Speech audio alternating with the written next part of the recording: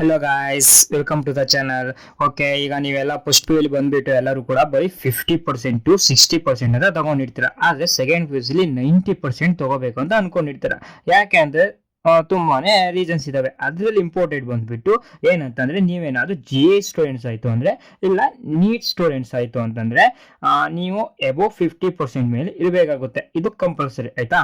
ಮತ್ತೆ ನೀವೇನಾದ್ರೂ KCT students ಆಯ್ತು ಅಂತಂದ್ರೆ PCMB, ಓಕೆ, PCMB ಅಬೋ 90% ಮೇಲೆ ಇರಬೇಕಾಗುತ್ತೆ. ಓಕೆ, ಇದು ಏನಕ್ಕೆ ಇರಬೇಕಂತ ನಾನು ವಿಡಿಯೋ ಮಧ್ಯದಲ್ಲಿ ಹೇಳ್ತೀನಿ ಆಯ್ತಾ. ಅದಕ್ಕೆ ಎಲ್ಲೂ ಕೂಡ ಸ್ಕಿಪ್ ಮಾಡಬೇಡಿ. ಓಕೆ, ಏನಿಲ್ಲ ಗಣ್ರು, ನೀವು ಸೆಕೆಂಡ್ PUC ಅಬೋ 90% ತೆಗೆಯೋದು ತುಂಬಾನೇ ಸುಲಭ. ನಾನು ಕೊಡೋ 5 ಸ್ಟೆಪ್ಸ್ನ ನೀವು ಫಾಲೋ ಮಾಡ್ತಂದ್ರೆ ಸಾಕು. You within a 6 months you prepare for the above 90% in a board exam ಆಯ್ತಾ. ಅದು ಹೆಂಗೆ, ಅದು ಯಾವ ರೀತಿ ಫಾಲೋ ಮಾಡಬೇಕು ಅಂತ ಎಲ್ಲನೂ ಕೂಡ ನಾನು ವೀಡಿಯೋದಲ್ಲಿ ಹೇಳ್ತೀನಿ. ಎಲ್ಲೂ ಸ್ಕಿಪ್ ಮಾಡಬೇಡಿ. ಯಾಕೆಂದರೆ ಕೆಲವು ಇನ್ಫಾರ್ಮೇಷನ್ ನಿಮಗೆ ತಿಳಿದೇ ಇರ್ಬೋದು.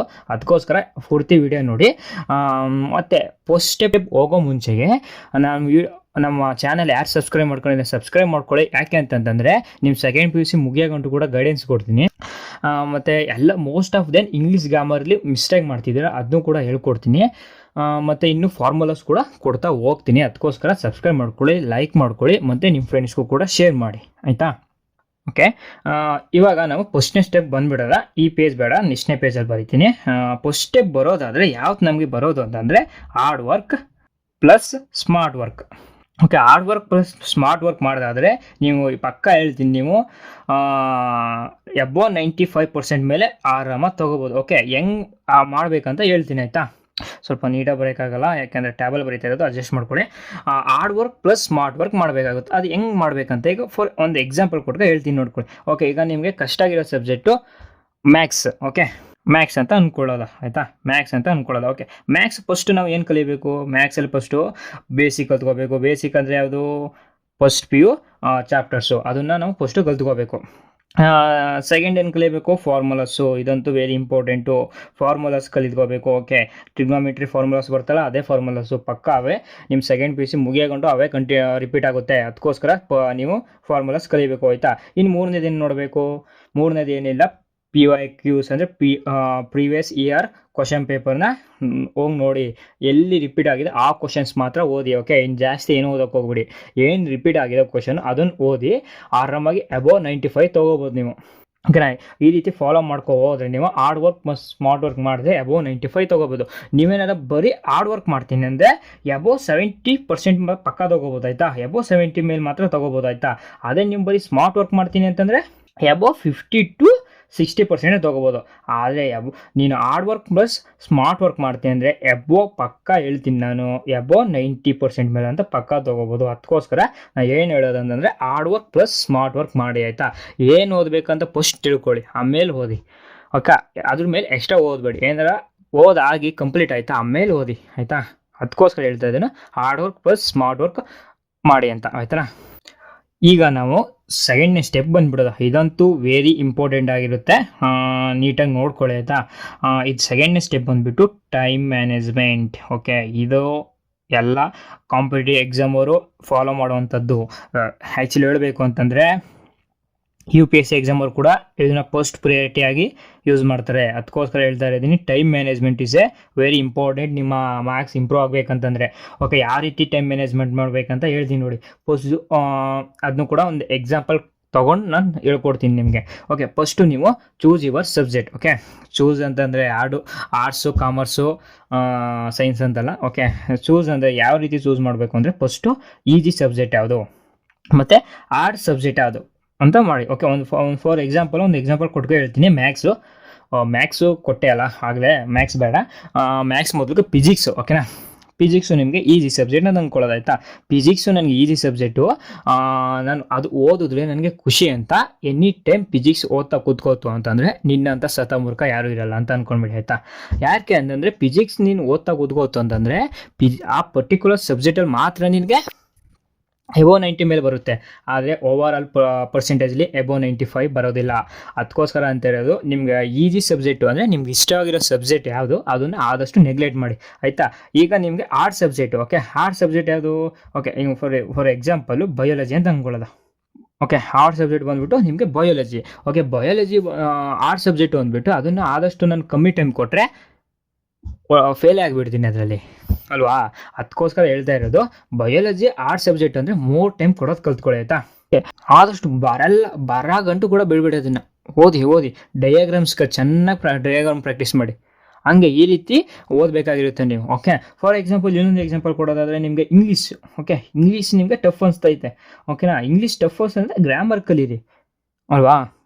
ಇಂಗ್ಲೀಷಲ್ಲಿ ಮೋಸ್ಟ್ ಆಫ್ ದೆಮ್ ಏನು ಮಿಸ್ಟೇಕ್ ಮಾಡೋದು ಅಂತಂದರೆ ಎಲ್ಲರೂ ಕೂಡ ಫಸ್ಟು ನಾವು ಥಿಯರಿ ಓದ್ಬಿಡೋದಾ, ಥಿಯರಿ ಓದ್ಬಿಟ್ಟು ಆಮೇಲೆ ನಾವು ಗ್ರಾಮರ್ಗೆ ಓದೋದಂತ ಓದ್ತಾರೆ. ಆದರೆ ಥಿಯರಿ ಓದೋದೇ ಮುಗಿಯೋದಿಲ್ಲ. ಇನ್ನು ಗ್ರಾಮರ್ ಎಲ್ಲಿ ನೋಡ್ತಾರೆ? ಗ್ರಾಮರು ಒಂದು ಗಂಟೆ 2 ಗಂಟೆ ನೋಡ್ಕೊಂಡು ಹೋಗ್ತಾರೆ. ಅಲ್ಲಿ ನೋಡಿದ್ರೆ ಥಿಯರಿ ಬರೆದಿರ್ತಾರೆ, ಥಿಯರಿ ಚೆನ್ನಾಗಿ ಬರೀತಾರೆ, ಗ್ರಾಮರು ಹೆಂಗೋ ಬರೆದಿರ್ತಾರೆ. ಆದರೆ ಥಿಯರಿಲಿ ಅವ್ರಿಗೆ ಮಾರ್ಕ್ಸೇ ಕೊಟ್ಟಿರೋದಿಲ್ಲ. ಯಾಕೆ ಅಂತಂದರೆ ಅವ್ರಿಗೆ ಥಿಯರಿ ಬರೆದಿರ್ತಾರೆ, ಅದು ಸರಿಯಾಗಿ ಎಕ್ಸ್ಪ್ಲೇನ್ ಮಾಡೋಕ್ಕೆ ಬಂದಿರೋಲ್ಲ. ಆದರೆ ಇಲ್ಲಿ ಗ್ರಾಮರ್ಲಿ ಅವ್ರು ಬರದೇ ಇರೋದಿಲ್ಲ. ಈ ರೀತಿ ಎಲ್ಲರೂ ಇದೇ ರೀತಿ ಮಾಡಿದ್ರೆ. ಓಕೆ, ಈ ರೀತಿ ನೀವು ಮಿಸ್ಟೇಕ್ ಮಾಡೋಕ್ಕೆ ಹೋಗ್ಬೇಡಿ ಆಯಿತಾ. ಫಸ್ಟು ಗ್ರಾಮರ್ ಮುಗಿಸ್ಕೊಳ್ಳಿ, ಆಮೇಲೆ ಥಿಯರಿಗೆ ಹೋಗಿ ಅಂತ ಹೇಳ್ತೀನಿ ಆಯಿತಾ. ಫಸ್ಟು ಗ್ರಾಮರು ನೀಟಾಗಿ ಒಂದು ಜಾಸ್ತಿ ಟೈಮ್ ಹಿಡಿದ್ರೂ ಪರವಾಗಿಲ್ಲ, ಫಸ್ಟು ಗ್ರಾಮರ್ ಮುಗಿಸ್ಕೊಳ್ಳಿ, ಆಮೇಲೆ ಥಿಯರಿಗೆ ಹೋಗಿ. ಥಿಯರಿ ಅಂದರೆ ಏನಿಲ್ಲ, ಸಮ್ಮರಿ ಆಯಿತಾ, ಕನ್ಫ್ಯೂಸ್ ಮಾಡ್ಕೋಬೇಡಿ. ಸಮ್ಮರಿ ಮುಗಿಸ್ಕೊಳ್ಳಿ ಆಯಿತಾ. ತಲೆಗೆಡ್ಸ್ಕೊಬೇಡಿ, ನಾನು ನಿಮಗೆ ಗ್ರಾಮರ್ ವೀಡಿಯೋ ಮಾಡ್ತೀನಿ ಮುಂದೆ. ಈಸಿಯಾಗಿ ಹೆಂಗೆ ಗ್ರಾಮರ್ ಮಾಡೋದು, ಹೆಂಗೆ ಈಸಿಯಾಗಿ ಮಾರ್ಕ್ಸ್ ತೊಗೊಳ್ಳೋದು ಗ್ರಾಮರ್ಲಿ, ಅದನ್ನ ನಾನು ಮುಂದೆ ವೀಡಿಯೋ ಮಾಡ್ಕೊಡ್ತೀನಿ. ಅದಕ್ಕೆ ಏನು ಮಾಡಬೇಕು, ಸಬ್ಸ್ಕ್ರೈಬ್ ಮಾಡ್ಕೊಳ್ಳಿ ಅಂತ ಹೇಳ್ತೀನಿ ಆಯಿತಾ. ಓಕೆ, ಈ ರೀತಿ ಫಸ್ಟು ಈಜಿ ಸಬ್ಜೆಕ್ಟ್ ಯಾವುದು, ಹಾರ್ಡ್ ಸಬ್ಜೆಕ್ಟ್ ಯಾವುದು ಅಂತ ಫಸ್ಟು ಕಂಡುಹಿಡ್ಕೊಳ್ಳಿ. ಆಮೇಲೆ ನೀವು ಓದಕ್ಕೆ ಸ್ಟಾರ್ಟ್ ಮಾಡಿ ಅಂತ ಹೇಳ್ತೀನಿ ಆಯಿತಾ. ಈಗ 3ನೇ ಸ್ಟೆಪ್ ಬಂದುಬಿಡೋದ. 3ನೇ ಸ್ಟೆಪ್ಪಲ್ಲಿ ಬರೋದು ನಿಮ್ಮ ಸ್ಟೂಡೆಂಟ್ಸ್ ಲೈಫ್ಗೆ ತುಂಬಾ ಇಂಪಾರ್ಟೆಂಟ್ ಆಗಿರುತ್ತೆ. ಅದು ಯಾವುದು ಅಂತಂದರೆ ರಿವಿಷನ್. ಓಕೆ, ರಿವಿಷನ್ನು ಹೇಗೆ ಅಂತಂದರೆ ಸ್ಟೂಡೆಂಟ್ಸ್ಗೆ ಅದು ಒಂಥರ ಬ್ರಹ್ಮಾಸ್ತ್ರ ಇದ್ದಂಗೆ ಅಂತ ಅನ್ಕೊಂಡ್ಬಿಡಿ. ಓಕೆ, ಯಾಕೆ ಅಂತಂದರೆ ಯಾರು ರಿವಿಷನ್ನ ಸರಿಯಾಗಿ ಬೆಳೆಸ್ಕೋತಾರೋ ಅವರು ಜಾಸ್ತಿ ಮಾರ್ಕ್ಸ್ ತೊಗೋತಾರೆ ಆಯಿತಾ. ಬೇಕಾದ್ರೆ ಒಂದು ಕ್ವಶನ್ ಬಿಟ್ಬಿಡಿ, ಬೇಕಾರೆ ಏನಾಗೋದಿಲ್ಲ, ಒಂದು ಚಾಪ್ಟರ್ ಬಿಟ್ಬಿಡಿ ಬೇಕಾರೆ ಪರವಾಗಿಲ್ಲ. ಆದರೆ ರಿವಿಷನ್ ಮಾತ್ರ ಮರಿಲೇಬೇಡಿ ಆಯಿತಾ. ರಿವಿಷನ್ ಹೆಂಗೆ ಮಾಡಬೇಕಂತ ಅದು ನಿಮ್ಗೆ ಬಿಟ್ಟಿದ್ದು, ಅದನ್ನು ನೀವೇ ಟೈಮ್ ಟೇಬಲ್ ಹಾಕೋಬೇಕು ಆಯಿತಾ. ಮತ್ತು ಯಾರ್ಯಾರ್ದೋ ಟೈಮ್ ಟೇಬಲ್ನ ಈಸ್ಕೊಂಡು ನಾನು ಫಾಲೋ ಮಾಡ್ತೀನಿ ಅಂದರೆ ಆಗಲ್ಲ. ನಿಮ್ಮ ಟೈಮ್ ಟೇಬಲ್ ನೀವೇ ಹಾಕೋಬೇಕಾಗಿರುತ್ತೆ, ಅದನ್ನು ನೀವೇ ಹಾಕ್ಕೊಳ್ಳಿ ಆಯಿತಾ. ರಿವಿಷನ್ ಹೆಂಗೆ ಮಾಡಬೇಕಂತಂದರೆ ರಾತ್ರಿ ಎದ್ದು ಕೇಳಿದ್ರು ಕೂಡ ಮ್ಯಾಥ್ಸ್ ಫಾರ್ಮುಲಾಸ್ ಹೇಳ್ಬಿಡಬೇಕು, ಆ ರೀತಿ ರಿವಿಷನ್ ಮಾಡಬೇಕು. ಇಲ್ಲಾಂದ್ರೆ ಫಿಸಿಕ್ಸ್ ಫಾರ್ಮುಲಾಸ್ ಹೇಳ್ಬೇಕಾಯ್ತಾ. ಫಿಸಿಕ್ಸ್ ಫಾರ್ಮುಲಾಸ್ ಇಂಪಾರ್ಟೆಂಟ್ ಆಗಿರುತ್ತೆ ನಿಮ್ಮ ಪ್ರಾಬ್ಲಮ್ಸ್ಗೆ ಆಯಿತಾ. ಪ್ರಾಬ್ಲಮ್ಸು ಇಂಪಾರ್ಟೆಂಟ್ ಆಗಿರುತ್ತೆ. ಯಾವುದೇ ಕಾರಣಕ್ಕೂ ಫಿಸಿಕ್ಸ್ ಅಂತ ಬಂದಾಗ ಪ್ರಾಬ್ಲಮ್ಸ್ನ ಬಿಡೋಕ್ಕೆ ಹೋಗಬೇಡಿ ಆಯಿತಾ. ಏನಕ್ಕೆ ಪ್ರಾಬ್ಲಮ್ಸ್ ಬಿಡೋಕ್ಕೆ ಹೋಗಬೇಡಿ ಅಂದರೆ ತುಂಬಾ ಈಸಿಯಾಗಿ ಕೊಟ್ಟಿರ್ತಾರೆ ಆಯಿತಾ. ಅದಕ್ಕೋಸ್ಕರ ಪ್ರಾಬ್ಲಮ್ಸ್ ಬಿಡೋಕ್ಕೆ ಹೋಗ್ಬೇಡಿ. ನಂದು ಇದುವರೆಗೂ ಕೂಡ ಪ್ರಾಬ್ಲಮ್ಸ್ 1 ಮಾರ್ಕ್ಸ್ ಕೂಡ ನಾನು ಹೋಗಿಲ್ಲ. ಅದನ್ನು ಅದೇನಕ್ಕೆ ಅಂತ ಕೇಳ್ಬೋದು ಆಯಿತಾ. ಅದು ಏನಕ್ಕೆ ಅಂದರೆ ನಾನು ಮ್ಯಾಥ್ಸಲ್ಲಿ ಸ್ವಲ್ಪ ಇಂಟ್ರೆಸ್ಟ್ ಜಾಸ್ತಿ ಇತ್ತು, ಅದರಿಂದ ನಾನು ಪ್ರಾಬ್ಲಮ್ಸಲ್ಲಿ ಯಾವುದೇ ಕಾರಣಕ್ಕೂ ಮಿಸ್ ಮಾಡ್ತಿರ್ಲಿಲ್ಲ. ಅದನ್ನು ಯಾವ ಥರ ಟೆಕ್ನಿಕಲ್ ಮಾಡಬೇಕು ಅಂತ ನಾನು ಮುಂದೆ ವೀಡಿಯೋಸ್ ಹಾಕ್ತೀನಿ, ಜಾಸ್ತಿ ತಲೆಗೆಡ್ಸ್ಕೋಬೇಡಿ. ಕೆಮಿಸ್ಟ್ರಿಯಲ್ಲೂ ಕೂಡ ಹೇಳ್ಕೊಡ್ತೀನಿ, ಮತ್ತು ಫಿಸಿಕ್ಸಲ್ಲಿ ಕೂಡ ಪ್ರಾಬ್ಲಮ್ಸ್ ಹೆಂಗೆ ಮಾಡೋದಂತ ಹೇಳ್ತೀನಿ. ಜಾಸ್ತಿ ತಲೆಗೆಡ್ಸ್ಕೊಳಕ್ಕೆ ಹೋಗ್ಬೇಡಿ, ಪ್ರಾಬ್ಲಮ್ಸ್ ಮಾಡ್ಕೊಳ್ಳಿ ನೀಟಾಗಿ. Okay, revision. ಓಕೆ, ಇಷ್ಟೇ. ಇನ್ನು ನಾವು 4th ಸ್ಟೆಪ್ ಬಂದುಬಿಡೋದಾಯ್ತಾ. ಈಗ ನಾವು 4th ಸ್ಟೆಪ್ಗೆ ಬರೋದಾದರೆ 4th ಸ್ಟೆಪ್ಪಲ್ಲಿ ನಿಮಗೆ ಬರೋದು ಯಾವುದು ಅಂತಂದರೆ 4th ಸ್ಟೆಪ್ಪಲ್ಲಿ ಬರೋದು ಯಾವುದು ಅಂತಂದರೆ own prepare notes. Okay, own prepared ನೋಟ್ಸ್ನ ನೀವು ಇಡಬೇಕಾಗಿರುತ್ತೆ ಆಯಿತಾ.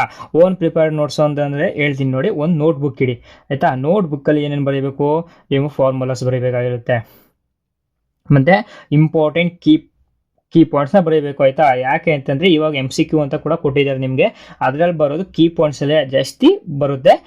ಮತ್ತು ನಿಮ್ಮ ಕಾಂಪಿಟೇಟಿವ್ ಎಕ್ಸಾಮ್ ಬರೋದ್ರೆ ಕೀ ಪಾಯಿಂಟ್ಸೇ ಅದಂತೂ ವೆರಿ ಇಂಪಾರ್ಟೆಂಟ್ ಆಗಿರುತ್ತೆ. ಕೀ ಪಾಯಿಂಟ್ಸಲ್ಲಿ ಆಲ್ಮೋಸ್ಟು ಎಲ್ಲ ನಿಮಗೆ MCQ ಬಂದಿರುತ್ತೆ ಬೋರ್ಡ್ ಎಕ್ಸಾಮ್ಸಲ್ಲಿ. ಅದಕ್ಕೋಸ್ಕರ ಕೀ ಪಾಯಿಂಟ್ಸ ಬರೀನಿ ಅಂತ ಹೇಳ್ತೀನಿ. ಮತ್ತು ಆಲ್ಮೋಸ್ಟ್ UPSC ಆಗಿರಲಿ ಅಥವಾ JE ಮೇನ್ಸು, KCT ಸ್ಟೂಡೆಂಟ್ಸ್ ಎಲ್ಲ ಕೂಡ ಓನ್ ಪ್ರಿಪೇರ್ಡ್ ನೋಟ್ಸ್ ಮಾಡ್ತಾರೆ ಆಯಿತಾ. ನಾನು ಕೂಡ ಮಾಡಿದ್ದೆ, ಮ್ಯಾಥ್ಸ್ ಮಾಡಿದ್ದೆ. ನಾನು ಆ್ಯಕ್ಚುಲಿ ಮ್ಯಾಥ್ಸ್ ಮಾಡಿದ್ದೆ.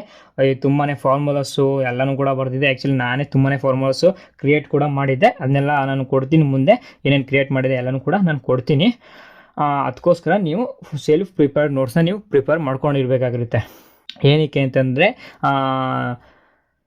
ನೀವು ರಿವಿಷನ್ ಮಾಡಬೇಕಂತಂದರೆ ನಿಮಗೆ self prepared notes very useful ಆಗಿರುತ್ತೆ.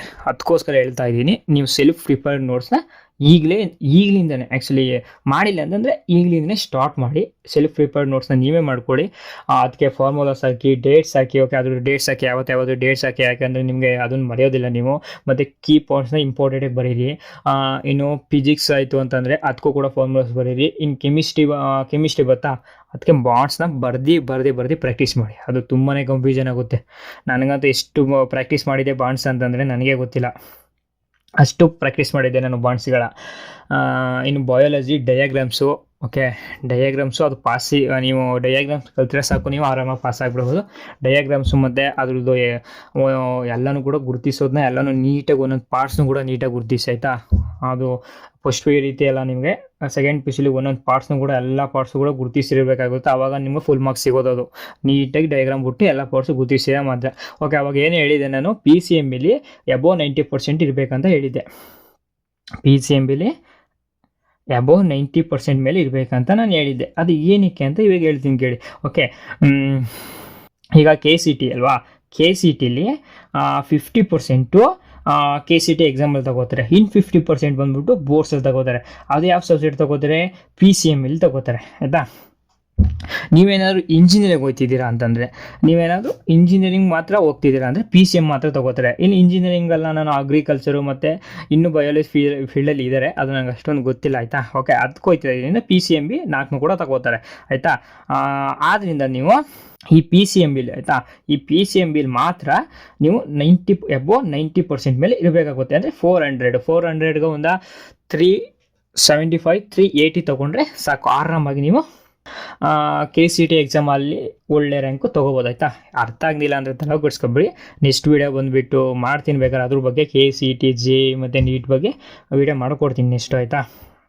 ಅಷ್ಟೊಂದು ತಲೆಗೆಡ್ಸ್ಕೊಬೇಡಿ. ಆದರೆ ನೀವು PCMBಲಿ ಅಂತೂ ಅಬೋವ್ 90% ತೊಗೊಳ್ಳಿ, ಯಾಕೆಂದರೆ ನಿಮಗೆ ಒಳ್ಳೆ ರ್ಯಾಂಕ್ ಬೇಕು ಅಂದರೆ ಅಬೋವ್ 90% ಇರಬೇಕಾಗಿರುತ್ತೆ ಆಯಿತಾ. ಇವಾಗ ನಾವು 5th ಸ್ಟೆಪ್ಗೆ ಬರೋದಾದರೆ, 5th ಸ್ಟೆಪ್ಪಲ್ಲಿ ಬರೋದು ಯಾವುದು ಅಂದರೆ ಕಂಟ್ರೋಲ್ ಯುವರ್ ಸೆಲ್ಫ್ ಆಯಿತಾ. ನೀವು ಮೈಂಡ್ನ ಕಂಟ್ರೋಲ್ ಮಾಡಬೇಕಾಗಿರುತ್ತೆ ಆಯಿತಾ. ನೀವು ಎಷ್ಟು ಕಂಟ್ರೋಲ್ ಮಾಡ್ತೀರೋ ನಿಮ್ಮ ಮೈಂಡು, ಅಷ್ಟು ಕೂಡ ನೀವು ಮಾರ್ಕ್ಸ್ ತೊಗೋಬೋದಾಗಿರುತ್ತೆ ಆಯಿತಾ. ಈ ಸ್ಟೂಡೆಂಟ್ ಲೈಫಲ್ಲಿ ನೀವು ಏನಾದ್ರು ಕಂಟ್ರೋಲ್ ಮಾಡಲಿಲ್ಲ, ನಿಮ್ಮ ಫೀಲಿಂಗ್ಸ್ ಆಗಲಿ ಅಥವಾ ಬೇರೆ ಒಂದು ಏನೋ ಒಂದು ಆಗಲಿ, ತುಂಬಾ ಕಷ್ಟ ಆಗಿರುತ್ತೆ ಆಯಿತಾ. ಆದಷ್ಟು ಫ್ರೆಂಡ್ಸ್ ಆಯ್ತಾರಲ್ಲ, ಸೆಕೆಂಡ್ PCಲಿ ಫ್ರೆಂಡ್ಸ್ನ ಆದಷ್ಟು ನೆಗ್ಲೆಕ್ಟ್ ಮಾಡಿ ಅಂತ ಹೇಳ್ತೀನಿ. ಯಾಕೆಂದರೆ ನೀವು ನೆಕ್ಸ್ಟ್ ಬಂದುಬಿಟ್ಟು ಪ್ರೊಫೆಷ್ನಲ್ ಕೋರ್ಸಸ್ಗೆ ಹೋಗ್ತೀರಾ, ಇಲ್ಲಾಂದರೆ ಅದರ್ ಎನಿ ಡಿಗ್ರಿ ಕೋರ್ಸಸ್ಗೆ ಹೋಗ್ತೀರಾ. ಆವಾಗ ಅವರೇ ಕಂಟಿನ್ಯೂ ಆಗೋದಿಲ್ಲ ನಿಮಗೆ ಆಯಿತಾ, ಚೇಂಜ್ ಆಗ್ತಾ ಹೋಗ್ತಾರೆ ಆಯಿತಾ. ಪ್ರಿಯಾರಿಟಿ ಕೂಡ ಚೇಂಜ್ ಆಗ್ತಾ ಹೋಗ್ತದೆ. ಅದಕ್ಕೋಸ್ಕರ ಹೇಳ್ತಾ ಇದ್ದೀನಿ, ಆದಷ್ಟು ಫ್ರೆಂಡ್ಸ್ನ ನೆಗ್ಲೆಕ್ಟ್ ಮಾಡಿ. ನನಗೆ ಗೊತ್ತು ಫಸ್ಟ್ ಇಯರ್ಲಿ ತುಂಬಾ ಎಂಜಾಯ್ಮೆಂಟ್ ಮಾಡಿರ್ತೀರ, ಆದರೆ ಸೆಕೆಂಡ್ ಇಯರ್ಲಿ ಆ ರೀತಿ ಮಾಡಬೇಡಿ ಆಯಿತಾ. ಇನ್ನು ನಿಮಗೆ ಇನ್ನು ಮೊಬೈಲ್ಸ್ನ ಆದಷ್ಟು ನೆಗ್ಲೆಕ್ಟ್ ಮಾಡಿ, ಎಷ್ಟಾಗುತ್ತೋ ಅಷ್ಟು ಮೊಬೈಲ್ಸ್ನ ನೆಗ್ಲೆಕ್ಟ್ ಮಾಡಿ. ನೀವು ಕೇಳ್ಬೋದು, ಬ್ರೋ ನಾನು ಆನ್ಲೈನ್ ಕ್ಲಾಸ್ ತೊಗೊಂಡ್ಬಿಟ್ಟಿದ್ದೀನಿ, ಆನ್ಲೈನ್ ಕ್ಲಾಸ್ ನೋಡೋದೆಲ್ಲಿ ಅಂತ. ಓಕೆ ಆನ್ಲೈನ್ ಕ್ಲಾಸು ನಿಮಗೆ ಅಷ್ಟೊಂದು ನಾನು ಸಜೆಸ್ಟ್ ಮಾಡಲ್ಲ. ಏನು ಆನ್ಲೈನ್ ಕ್ಲಾಸಲ್ಲಿ ನೀವು ತೊಗೊಂಡ್ಬಿಟ್ಟಿದ್ದೀನಿ ನೋಡಬೇಕು ಅಂತಂದರೆ ಲ್ಯಾಪ್ಟಾಪಲ್ಲಿ ನೋಡಿ ಆದಷ್ಟು ಆಯಿತಾ. ಆದಷ್ಟು ಮೊಬೈಲ್ಸ್ನ ಇಡಿ. ಯಾಕೆ ಅಂತಂದರೆ ಆನ್ಲೈನ್ ಕ್ಲಾಸ್ ನೋಡ್ತಿದ್ದಂಗೆ ಇನ್ಸ್ಟಾದಲ್ಲಿ ಮೆಸೇಜ್ ಬಂತು ಅಂದರೆ ಸಾಕು, ಅಲ್ಲಿಗೆ ಜಂಪ್ ಆಗಿಬಿಡ್ತೀರಾ. ಇದು ತುಂಬಾ ಆಗುತ್ತೆ ಆಯಿತಾ. ಆಗ ನೀವು ಅಂದ್ಕೋತೀರಾ ನಾನು ಹೋಗಲ್ಲ ಅಂತ, ಆದರೆ ಹಂಗಾಗುತ್ತೆ ಆಯಿತಾ. ನಾನು ಎಕ್ಸ್ಪೀರಿಯನ್ಸಲ್ಲಿ ಹೇಳ್ತಾ ಇದ್ದೀನಿ, ಆದಷ್ಟು ಮೊಬೈಲ್ಸ್ನ ನೆಗ್ಲೆಕ್ಟ್ ಮಾಡಿ ಆಯಿತಾ. ಈ ಇನ್ಸ್ಟಾಗ್ರಾಮು ಫೇಸ್ಬುಕ್ಕಲ್ಲಿ ಅದು ಏನಕ್ಕೆ ಮಾಡಿಕೊಂಡಿದ್ದೀರೋ ಅದು ಸೆಕೆಂಡ್ PUಗೆಲ್ಲ ನೀಡಿಲ್ಲ ಆಯಿತಾ. ನಿಮ್ಮ ಇಂಜಿನಿಯರಿಂಗ್ ಬಂದಮೇಲೆ ಅದೆಲ್ಲ ನೀಡಿದೆ, ಯಾವುದು ಇನ್ಸ್ಟಾ ಮತ್ತು ಫೇಸ್ಬುಕ್ಕು. ಅದು ಏನಕ್ಕೆ ಅಂತ ಮುಂದೆ ಹೋಗ್ತಾ ಹೇಳ್ತೀನಿ, ಇಲ್ಲಾಂದ್ರೆ ನಿಮಗೆ ಗೊತ್ತಾಗುತ್ತೆ ಇಂಜಿನಿಯರಿಂಗ್ ಬಂದಮೇಲೆ. ಆದರೆ ಇವಾಗ ನಿಮಗೆ ನೀಡಿಲ್ಲ ಅದು ಯಾವುದು ಇನ್ಸ್ಟಾ ಮತ್ತು ಫೇಸ್ಬುಕ್ಕು, ಅದು ನಿಮಗೆ ನೀಡಿಲ್ಲ. ಇವಾಗಲೇ ಅನ್ಇನ್ಸ್ಟಾಲ್ ಮಾಡಿ ಆಯಿತಾ. ಇವಾಗಲೇ ಇನ್ಸ್ಟಾಲ್ ಮಾಡಿ, ಇದನ್ನೆಲ್ಲ ಬೇಡ, ನಿಮಗೆ ನೀಡಿಲ್ಲ. ವಾಟ್ಸಪ್ ಬಂದುಬಿಟ್ಟು ನಿಮಗೆ ಗ್ರೂಪ್ ಮಾಡಿರ್ತಾರೆ, ಅದಕ್ಕೋಸ್ಕರ ಮಾಡಿಕೊಳ್ಳಿ. ಇನ್ನು ಯೂಟ್ಯೂಬು ಅದರಲ್ಲಿ ತುಂಬಾ ಎಜುಕೇಷನ್ ನೋಡಿ ಆಯಿತಾ. ಇನ್ನು ಬೇರೆ ಏನು ನೋಡೋಕೆ ಹೋಗಬೇಡಿ. ಈ 5 ಸ್ಟೆಪ್ಸ್ನ ನೀವು ಫಾಲೋ ಮಾಡ್ತಂದರೆ ಸಾಕು, you get in a 90% in a board exams ಆಯಿತಾ. ನಾನು ಕೂಡ ನಿಮಗೆ ಇಂಪಾರ್ಟೆಂಟ್ ಕ್ವಶನ್ಸ್ ಕೊಡ್ತಾ ಹೋಗ್ತೀನಿ, ಅದನ್ನು ಓದ್ಕೊತಂದ್ರೂ ಸಾಕು, ನೀವು 80% ಮೇಲೆ ತೊಗೋಬೋದು. ಇನ್ನು 20% ನಿಮ್ಗೆ ಬಿಟ್ಟಿದ್ದಪ್ಪ ಆಯಿತಾ. ಏಕೆಂದರೆ 20% ಬಂದ್ಬಿಟ್ಟು MCQ ಕೊಡ್ತಾರೆ, ಆದ್ದರಿಂದ ನಾನು ಅದನ್ನು ಮಾಡೋಕ್ಕಾಗಲ್ಲ. ಪ್ರಿವಿಯಸ್ ಇರೋ ಕ್ವಶನ್ ಪೇಪರನ್ನೆಲ್ಲ ಕೊಡ್ತೀನಿ, ನಾನು ಎಲ್ಲ ರೆಡಿ ಮಾಡಿ ಇಟ್ಕೊಂಡಿದ್ದೀನಿ.